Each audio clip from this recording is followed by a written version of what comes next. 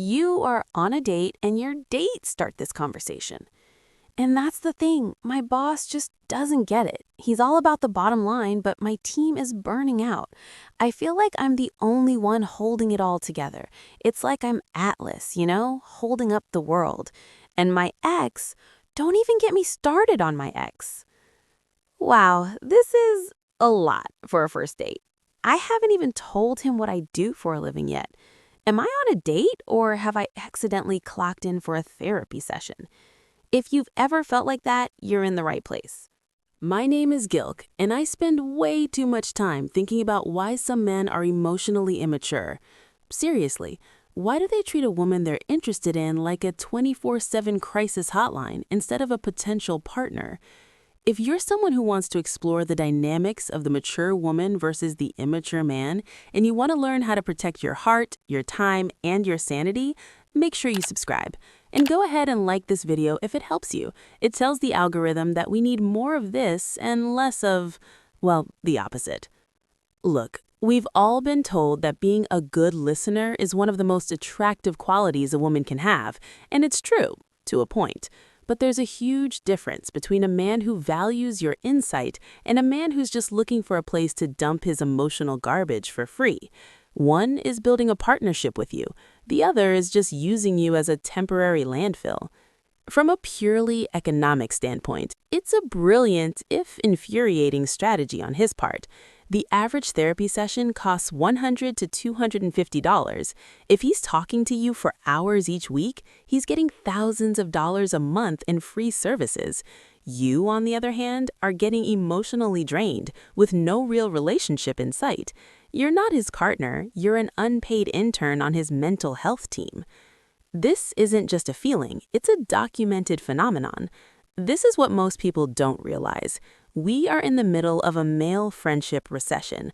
A 2021 survey found that 15% of men have no close friends at all, a 500% increase from 1990.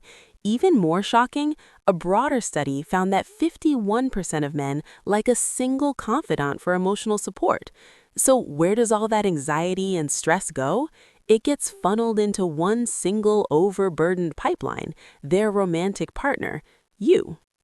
Women, on the other hand, tend to have a diversified emotional portfolio. The Pew Research Center found that women are significantly more likely than men to turn to their mother, friends, and other family members for support.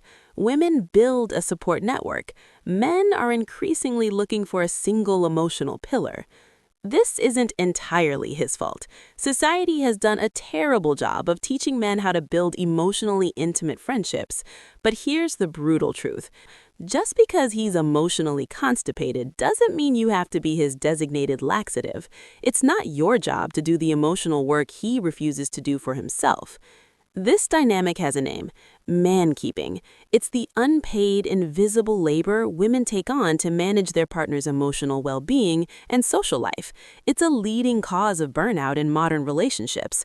You're not just his girlfriend, you're his social secretary, his life coach, and his on-call therapist, and it's killing your attraction and respect for him. So how do you spot it? Here are the red flags. Red flag number 1, the conversation is a monologue, not a dialogue. Think back to your last few dates. What was the talk-to-listen ratio? A partner builder is curious about you. He asks questions. He wants to know what you think. A therapy seeker just needs an audience. He'll talk at you for hours, and you'll leave knowing everything about his life, while he won't even know if you have siblings. Red flag number 2, he dumps but doesn't implement. A partner builder will ask for your advice and then actually do something with it. A therapy seeker just wants to vent. He'll complain about the same problem over and over. You'll offer thoughtful solutions, but next week he'll be back with the exact same problem, having done nothing. You're not a partner in problem solving. You're a human stress ball. Red flag number 3, the relationship only progresses when he's in crisis. Pay attention to the rhythm of your communication. Does he disappear when things are going well, only to resurface with a frantic 11 p.m. text when he's had a bad day? A partner builder wants to share the good times with you too. A therapy seeker only reaches out when he needs comfort or validation. You're not part of his life, you're his emotional emergency room. Now, you might be thinking, but Gilk, I want to be supportive. Isn't that what a good partner does? And you're right, support is crucial, but support is a two-way street. It's about helping someone who is actively trying to help themselves. It's not about setting yourself on fire to keep someone else warm. A partner will be your rock too.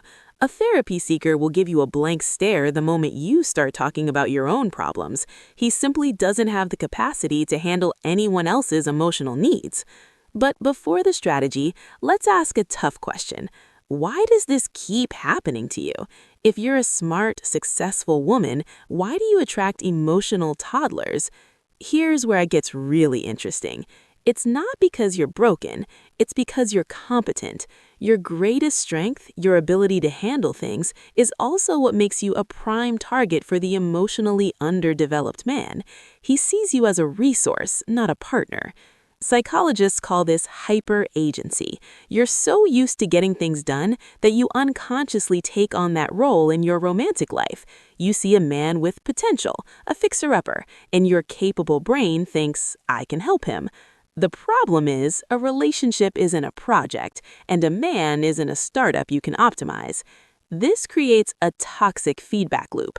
Your competence enables his incompetence. Your willingness to overfunction allows him to underfunction. Every time you solve his problems, you're not helping him grow. You're just reinforcing his belief that he doesn't need to.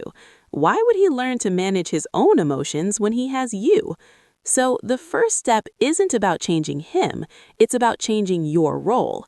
You have to be willing to let him fail and struggle. You have to abdicate the throne of the chief problem solver in his life. This isn't cruel, it's strategic. It's the only way to see if he's capable of being a true partner. So what do? How do you break this cycle? It's not about being dumb. It's about refusing to perform uncompensated emotional labor. It's about being strategically incompetent. Think of your emotional energy like money. It's a finite, valuable asset. A therapy seeker is a bad investment, a high-risk, no-return stock. A partner builder is a blue-chip index fund that grows with you. So stop giving away your most valuable asset for free. Here's how. Step 1. That sounds tough pivot. The next time he starts a long monologue about his problems, don't jump into problem-solving mode. Don't offer advice. Just listen for a minute and then say one of these phrases. Wow, that sounds really tough. What do you think you're going to do about it? That's a lot to deal with. I'm curious to see how you handle it. I can see how frustrating that is. I have faith you'll figure out the best path forward. See what you did there? You were empathetic, but you placed the ball right back in his court. You showed support for him, the person, without taking on the responsibility for his problem. You're a cheerleader, not the coach. You're just there to watch him solve it himself. Step 2, the I'm not qualified boundary. When he starts dealing with serious issues like real trauma or depression, you need to draw a firm line. A man who wants a partner will respect this. A man who wants a therapist will resent it. When he starts going deep into a topic that is clearly above your pay grade, you say, this sounds like it's really affecting you deeply. I care about you, but I'm not a professional and I don't want to give you bad advice. Have you ever considered talking to a therapist about this? They'd have much better tools to help you. This is a critical test. A partner builder will hear, she cares about me and wants me to get the best help. A therapy seeker will hear, my free trial has expired. His reaction will tell you everything. Step 3, the reciprocity test. After he's done venting, bring up something that's on your mind. It can be a small frustration, and then watch. Does he engage? Does he ask questions? Or does he suddenly check his phone, change the subject, or give you a generic, oh, that sucks, before pivoting back to himself? A partner builder has room for your life in his head. A therapy seeker doesn't. He simply doesn't have the capacity to handle anyone else's emotional needs. Now, here's the hook that saves your heart and your dignity. When you start implementing these strategies, one of two things will happen, and both are a win for you. Scenario 1. He disappears. He'll slowly fade away. The texts will become less frequent, the crisis calls will stop. This might sting for a second, but see it for what it is, a massive victory. You successfully filtered out a bad investment. He wasn't interested in you as a partner, he was just auditioning you for the role of unpaid therapist. You didn't get the part. Congratulations. Scenario 2, he steps up. And this is the one that's truly surprising. By creating a vacuum where your emotional labor used to be, you force him to develop his own emotional muscles. He might actually start solving his own problems and building his own support network. Most importantly, he'll start seeing you as a person, not just a utility. He starts investing in you. And that, right there, is the foundation of a real, balanced, and deeply attractive relationship. So the next time you're on a date and you feel that familiar urge to put on your therapist hat, I want you to stop, take a breath, and remember that your emotional energy is your most valuable asset. Invest it wisely. Don't give it away for free to someone who just wants a free session. Demand a partner who is willing to build an empire with you, not just use you to clean up the ruins of his own ruins. Thanks for watching. If this resonated with you, hit that like button, subscribe for more, and tell me in the comments, have you ever been an unpaid therapist? Let's talk about it.